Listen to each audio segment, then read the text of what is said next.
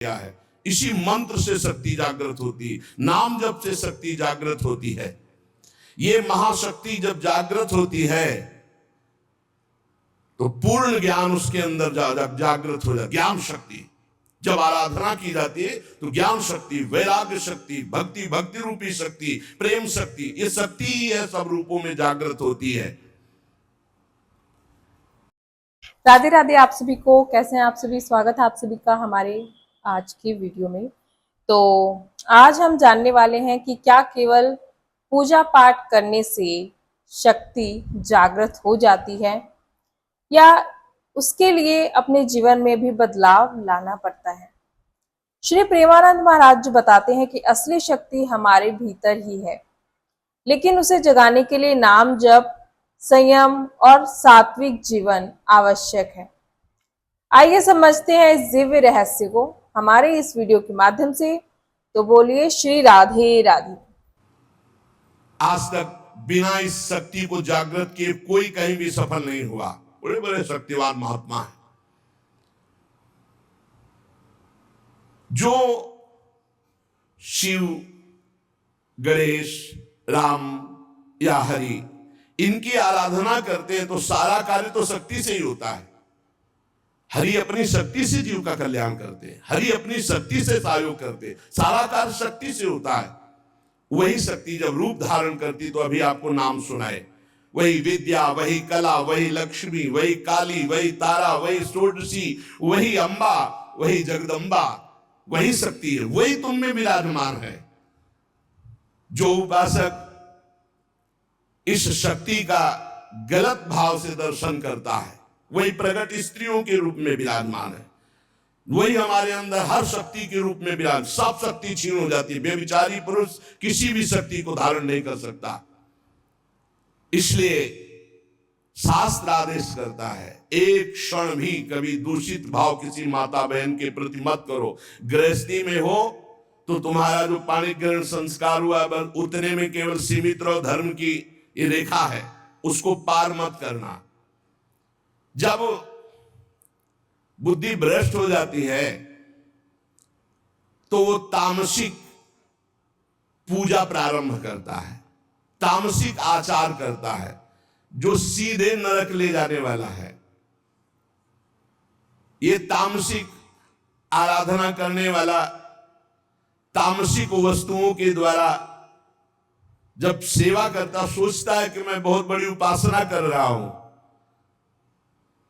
मांस अर्पित करना, मदिरा अर्पित करना, इन गंदी वस्तुओं का, तामसिक वस्तुओं का जगत जननी से, शक्ति से कोई संबंध नहीं है। जहां ये बात आती है शक्ति जागृत सबको करना पड़ता है, मंत्र में शक्ति ही विराजमान है। महाराज जी कहते हैं कि गुरु और शास्त्र बार बार हमें समझाते हैं, लेकिन हमारी बुद्धि जागृत नहीं होती क्योंकि हमने अपनी आंतरिक शक्ति को कमजोर कर दिया है। इस शक्ति को जगाने का सबसे सरल उपाय है भगवान के नाम का जप। जब मनुष्य श्रद्धा से जप करता है तब उसके भीतर ज्ञान, भक्ति, वैराग्य और प्रेम जैसी दिव्य शक्तियां प्रकट होने लगती हैं। यही शक्ति जीवन को सही दिशा देती है और मन को स्थिर बनाती है।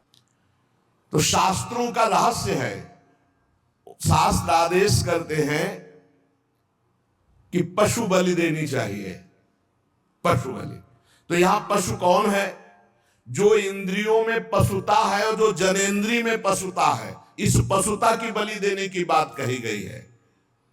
जिह्वा का मुख्य कार्य है पवित्र भोजन करना, पर जो अपनी शक्ति को खोकर मनमानी भोजन करते हैं, जनेंद्रिय का कार्य है मैथुन करना। जो एक सीमा में न रहकर मनमानी व्यभिचार करते हैं, तंत्र शास्त्र कहता है इसकी बलि, ये पशुता है, इस पशुता की बलि दो कि आज से मैं नियम लेता हूं, हे जगदम्बा आपके सामने सात्विक आहार करूंगा, कभी असत आहार नहीं करूंगा। आज से मैं गृहस्थ हूं तो अपनी पत्नी से केवल धर्मानुसार संतान उत्पन्न करने के लिए, अन्यथा मैं आजीवन संयम से रहूंगा। ये बलि देने की बात कही गई है। जो काम की लिप्सा है उसका नाश करो। जो स्वाद की, ये दो इंद्रियां बड़ी प्रबल है, जनेंद्रिय और रसेंद्रिय। परमार्थ में चलने वाले को अपनी दैवी संपदा जागृत करने के लिए इन दो की बलि देना ही पड़ेगा, जबान के स्वाद की और जनेंद्रिय के भोग की। इस पशु बलि के अतिरिक्त पराशक्ति को कहीं भी ऐसा नहीं लिखा कि अन्य पशुओं की बलि चढ़ाई जाए। जिह्वा पशु की बलि चढ़ाओ, मतलब जिह्वा काटना नहीं है, जिह्वा की रसेंद्री में सात्विक भोग केवल ले जाना है, रजोगुणी तमोगुणी भोजन नहीं पाना है। और ये जो अज्ञानी जन नहीं जानते हैं, ये भोले भाले पशुओं की बलि करते हैं और सोचते हैं कि मां प्रसन्न हो जाएगी, शक्ति जागृत हो जाएगी। और जो जनेंद्री को संयम में रखता है, समस्त चराचर जगत की जितनी भी स्त्रियां हैं सबको जगदम्बा का स्वरूप मानता है, भगवती की शक्ति उसके अंदर जागृत हो जाती है।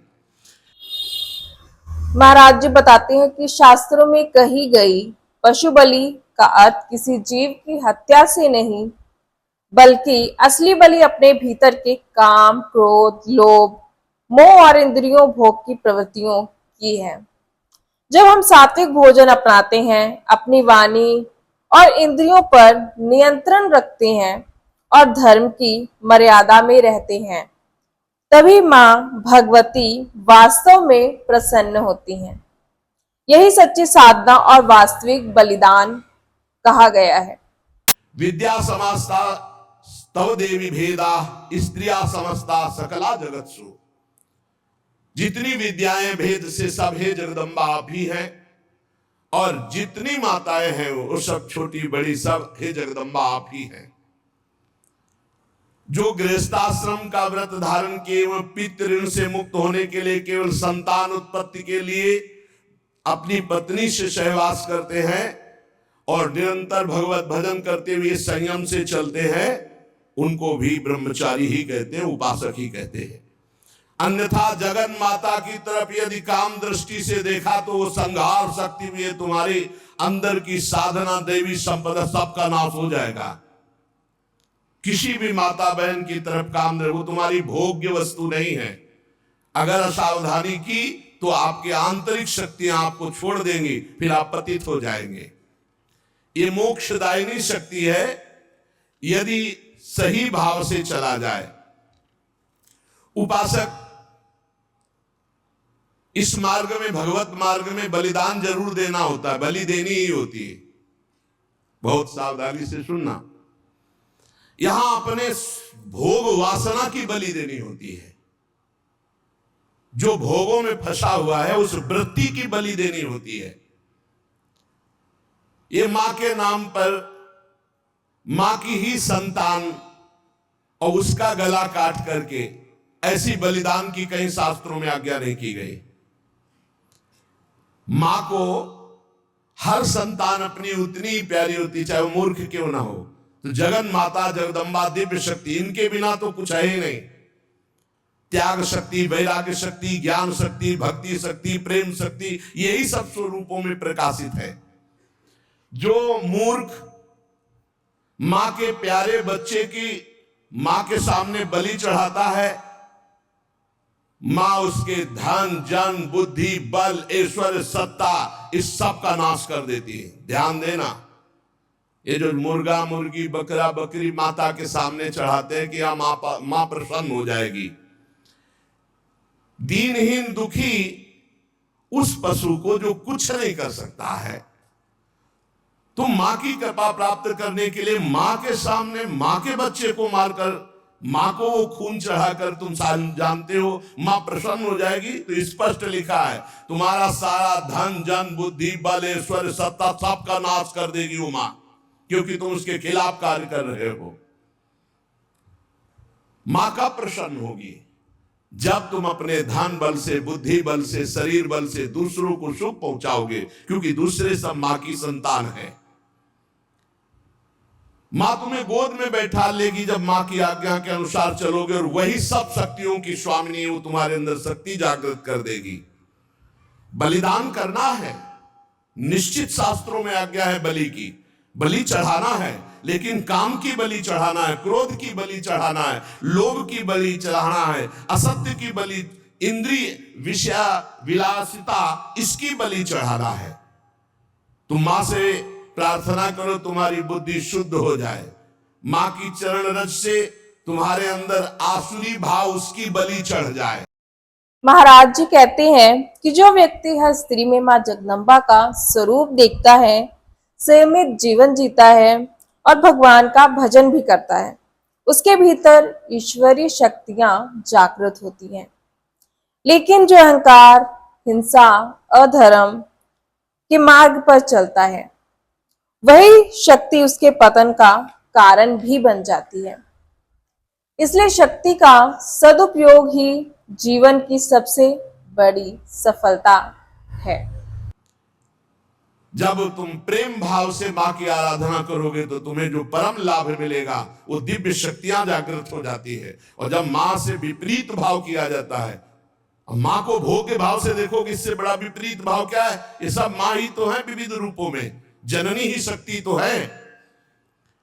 फिर कोई ये प्रश्न कर सकता है, बड़ा सुंदर है, कि मां के हाथ में नरमुंडों की माला है और मां